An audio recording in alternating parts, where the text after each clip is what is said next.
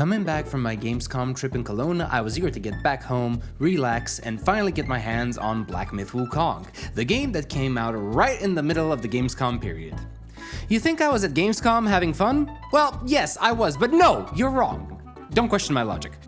I was sitting in line waiting for the chance to play all of the demos, all the while thinking how I'm missing out on the first few days after launch and how I'm not playing something that I've been eagerly anticipating since last year's Gamescom.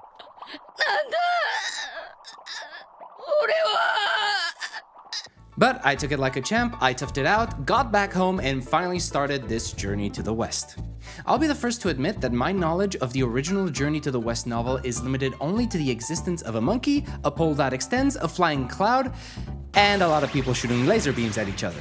Joking aside, I was very impressed with the way BlackMyth Wukong presented itself. It's a fairly linear adventure, dipping its toes into some Soulsborne mechanics and brimming with attention to making the world look as stunning and awe-inspiring as possible. So, let's start at the beginning. You are the Destined One, the one monkey that needs to embark on a journey to recover the 6 artifacts of the previous Monkey King, Sun Wukong.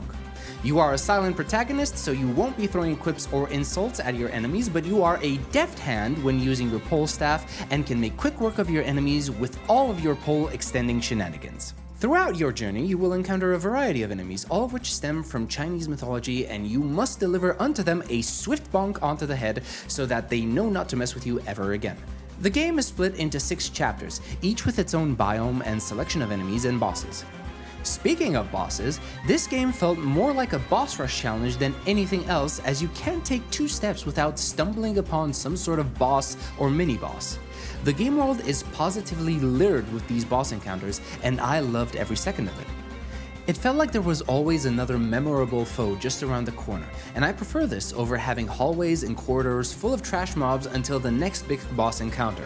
It made the world feel alive, that it was filled with characters instead of faceless mobs, and that made every encounter feel more personal. Exploring the game world isn't all sunshine and rainbows, however. While the environments are gorgeous, I do have to say I was disappointed to see that there were many, and I mean many, invisible walls blocking my path. Now, I understand you have to contain the player and make sure they don't stray from the path too much, but when you have a wide open plain, you expect to be able to explore it in its entirety. The only problem is that that wide open plain isn't as wide and open as it seems, as it has a lot of invisible walls barring you from vaulting over obstacles and forcing you into these corridors and pathways that you didn't even know existed. This was especially frustrating when I found a snowy area where everything was covered in a blanket of white, making it not only hard to find my bearings, since everything looked the same, but also hard to navigate because of the invisible walls. Invisible barriers aside, exploration is great because it is rewarding. You'll find materials you can gather, quests and merchant NPCs, points of interest that reward you with skill points, medicine to permanently increase your stats, and so on and so forth. There's also secret bosses to discover for those who want to scour every corner of the world and find a few extra goodies. Combat is straightforward at a first glance. You have your normal attack, heavy attack, and dodging. The more you play, however, the more you start to unlock. You'll be given spells, find spirits to summon, curios that give stat boosts, vessels with unique effects, relics that provide you with various passives, and that's not taking into account the skill tree, which allows you to not only unlock new moves for your Destined One, but also strengthen and amplify the spells that you have at your disposal. Skill points can be gained by defeating enemies and leveling up, or by finding these meditation spots scattered across the world. But that's not all. You can further augment your build depending on the armor you wear and the soaks you put into your health gourd. For example, you can add a soak that will poison you whenever you drink from the gourd. Sounds like a bad idea, right? Unless you combine it with the Centipede armor set that has 2 passive effects if you wear the full set, namely massively reducing poison damage and significantly increasing attack power when poisoned. Combine this with the Spider Celestial Staff and now you can inflict poison on your enemies as well. It's quite surprising how much depth you can find in this system. It is also a very forgiving skill system because you can always refund the skill points used at no cost, encouraging you to experiment by unlocking different abilities and testing them out to see which one suits your playstyle the most. Found a boss that's too aggressive with its attack patterns? Go back to the shrine, refund some points, and upgrade your rock solid spell so that you can punish all of that aggressive attacking with a counter. I cannot express how much I enjoyed the freedom that was given to me, as I was able to spec and respec as my heart desired, whether it was for testing stuff out or tweaking my build to specifically fit a certain boss encounter.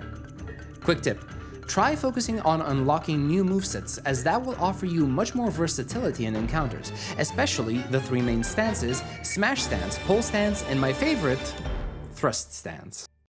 Speaking of stances, you have a meter next to your stance icon in the lower right corner of the screen that fills up when you inflict damage on your enemy or perfectly dodge an attack.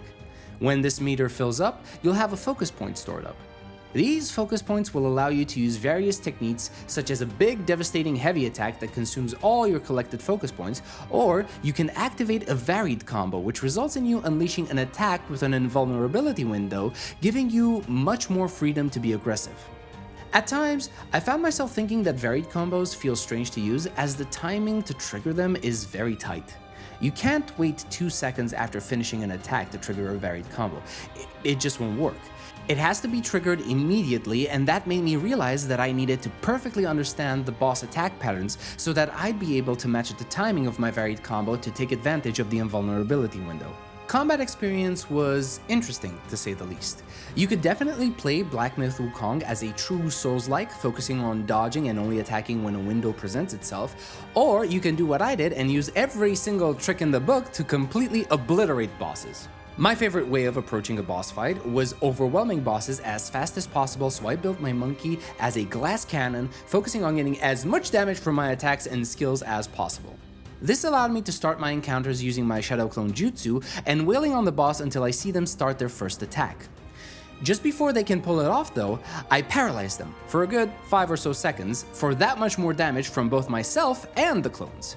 This allowed me to, if not outright murder a boss in one go, remove the majority of its HP pool, leaving me with only a few attacks away from the win. That is, unless the boss had multiple phases, leading me to start phase 2 with only my basic moveset, as all of my mana would be drained by that point, and I'll be damned if I'll start using any of the 9 billion mana potions I've hoarded, because what if I need them later down the line?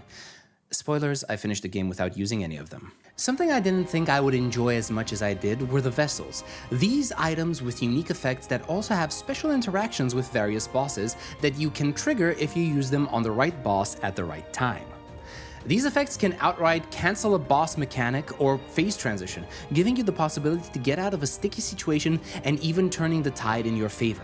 I'll let you guys figure out which vessel works on which boss, but this feature really gave me that feeling of being an anime protagonist that's able to outsmart and counter the big bad evil guy. Moving on to the story element of BlackMyth Wukong, it is surprisingly more developed than I had expected. When you've played enough Souls-like games, you have a certain expectation for how the story will be told, or how it won't, depending on your playstyle. Normally, you'll get your lore bits from item descriptions, collecting these as you go like you're some sort of detective pinning clues on a board and tying them together with red string. BlackMyth Wukong certainly has this, but it's more cryptic than you'd expect from your usual Souls-like experience, with philosophical quotes such as, "Willows, thick or thin, find use in every weave. Men, not by face, but skill, their worth one should perceive." I don't know about you, but a more enlightened mind than mine is required to make sense of these descriptions. These probably make more sense if you've read the novel beforehand, which is the same that Kedmi said about the cutscenes themselves.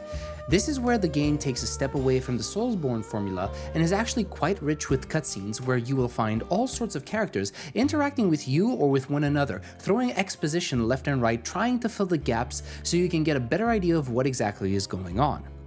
You get a sense that these characters are important figures from the novel, but whatever deeper meaning there is to be found in these interactions will be lost on you if you've not read it already. Also, Zubaija is best boy and I will suffer no one to say otherwise. I love this guy so much, and if anything happens to him, I will cause the heat death of the universe.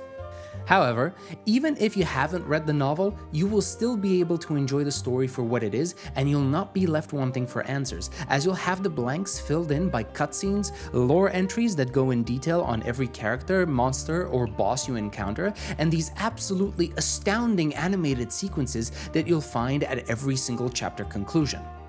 I am not joking when I say that both me and my friends have had our jaws drop at how well made these animations were, not just in the quality of the art style, but also in the quality of the story being told.